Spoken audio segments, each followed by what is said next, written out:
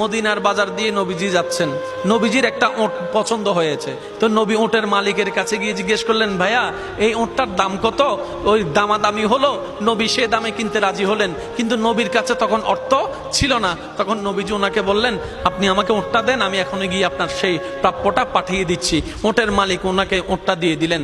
আশেপাশে যারা ওটের মালিক ছিল সবাই জিজ্ঞেস করতেছে, এই পাগলা, তুমি কি যাকে ওট দিয়েছো তাকে চিনো? বলে যে না। নাম জানো? বলে যে না। পরিচয় জানো? বলে যে না। ঠিকানা জানো? না। তো তুমি যে ওটটা দিয়ে দিলা, উনি যদি ওটার টাকাটা না ফাটায় তখন তো তুমি লসের মধ্যে চলে যাবা। সে ওটের মালিক বলে, এত সুন্দর নুরানি চেহারাওয়ালা কখনো বাটপার হতে পারে না, কখনো চিটার হতে পারে না, কখনো মিথ্যুক হতে পারে না। ওনার চেহারা দেখেই তো আমি ওট বিক্রি করার আগে মনটাই বিক্রি করে দিয়েছি, মনটাই বিক্রি করে দিয়েছি, মনটাই বিক্রি করে দিয়েছি। তোমরা যাই বলো, আমার মন বলে উনি আসবেই আসবে, টাকাটা পাঠাবেই পাঠাবে। এই কথা বলতে না বলতে কিছুক্ষণ পরে নবীজির একজন সাহাবা এসে বলছেন, একটু আগে একজন ওট নিয়ে গিয়েছেন, কাছ থেকে ওটের মালিকটাকে একটু দেখতে চাই। উনি বলে যে আমার থেকে।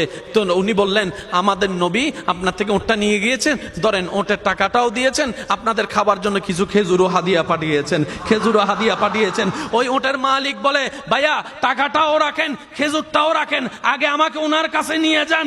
আমি ওট বিক্রি করি নাই, আমার দিলটাই বিক্রি করে দিয়েছি।